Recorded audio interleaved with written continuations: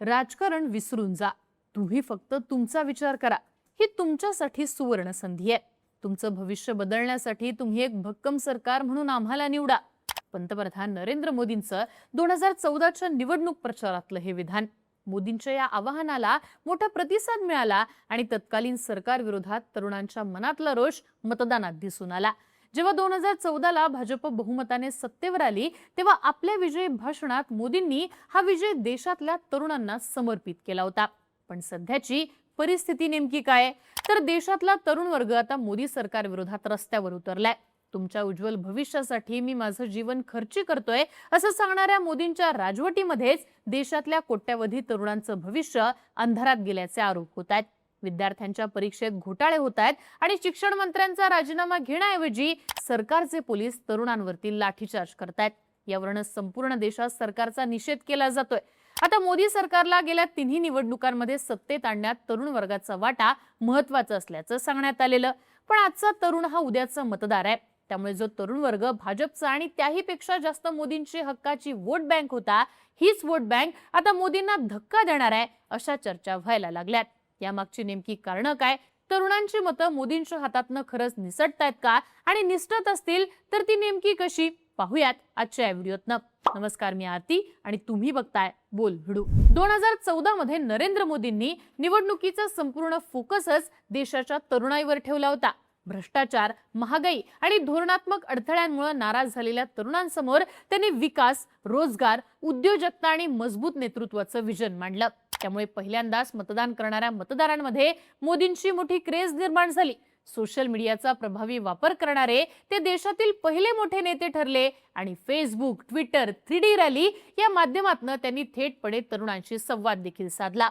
त्यात अण्णा हजारेंच्या भ्रष्टाचार विरोधी आंदोलनाची भर पडली आणि त्याचा परिणाम म्हणजे 2014 मध्ये भाजपला देशामध्ये स्पष्ट असं बहुमत मिळालं. CSDSच्या डेटानुसार त्यावेळी 18 ते 25 या वयोगटातल्या तब्बल 34% तरुणांनी भाजपला मतदान केलं होतं. 2009 मध्ये भाजपला मतदान करणाऱ्या तरुणांची आकडेवारी ही फक्त 20% होती. त्यामुळे तरुण मतदारांची 14% झालेली ही वाढ मोदींनी तरुणांना आकर्षित केल्याचं फळ आहे हे दाखवणारी होती. 2019 पर्यंत मोदी सरकारनं skill India, startup India, digital India यांसारख्या योजनांमधनं तरुणांना विकासाचं मॉडेल प्रत्यक्षात आणून दाखवलं. त्यामुळे मोठ्या प्रमाणावर युवा मतदार पुन्हा भाजपच्या बाजूने एकवटला. 2019च्या निवडणुकीत भाजपला मतदान करणाऱ्या तरुणांची टक्केवारी थेट 41% पोहोचली. मुख्य म्हणजे CSDSच्या डेटानुसार यावेळी पुढचे पंतप्रधान म्हणून मोदींच्या नावाला पसंती देणाऱ्या तरुणांचा आकडा हा तब्बल 51% होता. साहजिकच तरुण मतदार हा भाजपचा हक्काचा वोटर बनला आणि ही वोट बँक भाजपला मिळवून देण्यात नरेंद्र मोदींची तरुणांमध्ये असलेली क्रेज कारणीभूत ठरली. यावरती शिक्कामोर्तब देखील झालं. पण त्यानंतर मात्र बेरोजगारी, तरुणांशी संबंधित विविध प्रश्न यामुळे सरकारवरचा तरुणांचा विश्वास कमी झाल्याचं दिसून आलं. CSDSच्या डेटानुसार 2024च्या लोकसभेला NDAचे तरुण मतदार 2% वाढून 43% झाले. पण विरोधात इंडिया आघाडीच्या मतदारांचा आकडा 26 वरून 41% पोहोचला. आता 2014ला देशातला फर्स्ट टाइम वोटर हा मिलेनियल ग्रुप मधला होता. पण 24च्या निवडणुकीत फर्स्ट टाइम तरुण मतदारांमध्ये जेनझींचा समावेश मोठ्या प्रमाणावर होता. त्यामुळे जेनझींमध्ये भाजप किंवा पंतप्रधान मोदींची ती क्रेज दिसत नव्हती जी 14 आणि 19ला होती. हे आकडेवारी सांगते. तरुण मतदारांमध्ये घट्ट उत्पन्न आणि भ्रष्टाचार, फसवणुकीबाबत सरकारच्या हाताळणीबद्दल मतदारांमध्ये चिंतेचा सूर होता असं देखील CSDSच्या या सर्व्हेमध्ये सांगण्यात आलं होतं. आता आजची परिस्थिती ही थेटपणे जेनझींच्या भविष्याशी संबंधित आहे. नीट पेपर फुटी, भरती प्रक्रिया, परीक्षा व्यवस्थेतील त्रुटी आणि शिक्षणाशी संबंधित प्रश्नांवर आंदोलन करणाऱ्या विद्यार्थ्यांमध्ये मोठ्या प्रमाणावर जेनझी पिढी आहे. नीट पेपर फुटीमुळे 20 पेक्षा जास्त तरुणांनी स्वतःला संपवलंय. ज्यांनी वर्षभर अभ्यास करून मेहनत घेऊन परीक्षेची तयारी केली त्यांची मेहनत सरकारच्या परीक्षा व्यवस्थेतल्या गैरकारभारामुळे वाया गेली. त्यामुळे या सगळ्या विरोधात जेनझी रस्त्यावर उतरले. असे गैरप्रकार टाळण्यासाठी केंद्रीय शिक्षण मंत्र्यांच्या राजीनाम्याची त्यांची प्रमुख मागणी आहे. पण त्यांच्या मागण्या पूर्ण करणं तर दूरच, पण त्या ऐकूनही न घेता सरकारच्या पोलिसांकडनं त्यांच्यावर लाठी हल्ला करण्यात आला. त्यामुळे या तरुणांचा संताप आणखीनच वाढलाय. या आंदोलनात सहभागी होणाऱ्या विद्यार्थ्यांचा मोठा वर्ग हा मध्यवर्गीय कुटुंबातून आलेला आहे. या कुटुंबांसाठी आपल्या मुलांनी उच्च पदवी घेणं हे फक्त स्वप्न नसतं, तर संपूर्ण कुटुंबाचं आर्थिक भविष्य मुलांच्या फ्युचरवर अवलंबून असतं. मुलांना उच्च शिक्षण देण्यासाठी त्यांचे पालक वर्षानुवर्ष बचत करतात, कष्ट करतात, परिस्थिती नसताना सुद्धा कर्ज काढून मुलांच्या शिक्षणाचा खर्च उचलतात. पण जर परीक्षेच्या प्रक्रियेवरतीच प्रश्नचिन्ह निर्माण झालं तर त्याचा परिणाम फक्त विद्यार्थ्यांवर होत नाही, तर संपूर्ण कुटुंबाला त्याचा मानसिक आणि आर्थिक त्रास सहन करावा लागतो. त्यामुळे जो मध्यमवर्गीय मतदार आपल्या मुलांच्या भविष्यासाठी, विकासाच्या आश्वासनांसाठी आणि स्थिर सरकारच्या अपेक्षेनं गेल्या अनेक वर्षांपासून नरेंद्र मोदी आणि भाजपच्या पाठीशी उभा होता, त्याच वर्गामध्ये आता अस्वस्थता वाढताना दिसून येते.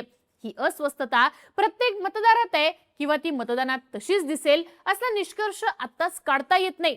पण शिक्षण, रोजगार आणि भरती प्रक्रिया हे प्रश्न जर पुढच्या काही वर्षात असेच कायम राहिले तर त्याचा राजकीय परिणाम होऊ शकतो. मग हे सगळं लपवण्यासाठी हिंदुत्वाचा आणि नरेंद्र मोदींच्या चेहऱ्याचा सुद्धा फारसा उपयोग होणार नाही, असंच राजकीय विश्लेषक सांगतात. या आंदोलनामध्ये आणखी एक महत्त्वाचा मुद्दा दिसला, तो म्हणजे यात मोठ्या प्रमाणावर शहरांमध्ये आणि निमशहरी भागांमध्ये राहणारे विद्यार्थी दिसतात. 14 पासून शहरी मतदार हा भाजपचा सगळ्यात मजबूत आधार मानला जातो. मोठ्या शहरांमध्ये विकास, मेट्रो सारख्या पायाभूत सुविधा, डिजिटल इंडिया या सगळ्यामुळे भाजपचा इथल्या मतदारांचा सातत्याने भाजपला चांगला प्रतिसाद मिळताना दिसला. गेल्या 3 लोकसभा निवडणुकांमध्ये भाजपनं शहरी मतदारसंघांमध्ये ग्रामीण भागाच्या तुलनेत जास्त चांगली कामगिरी केली आहे.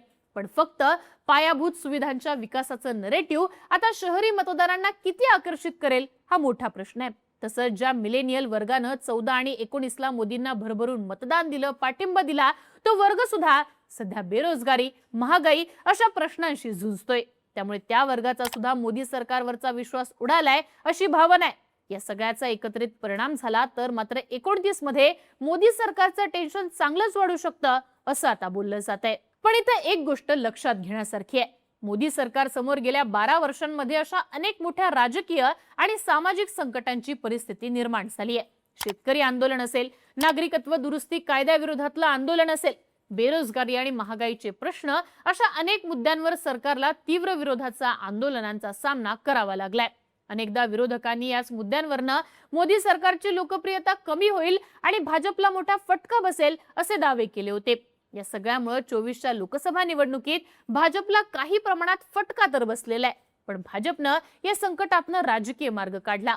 त्यामुळे आत्ताचं सीजेपीचं आंदोलन विरोधक नेमके किती ताकदीनं उचलून धरतात, किती दिवस उचलून धरतात यावर अनेक गोष्टी अवलंबून आहेत. सुरुवातीला या आंदोलनाकडे देशातल्या प्रमुख विरोधी पक्षांनी दुर्लक्ष केलंय असं चित्र होतं.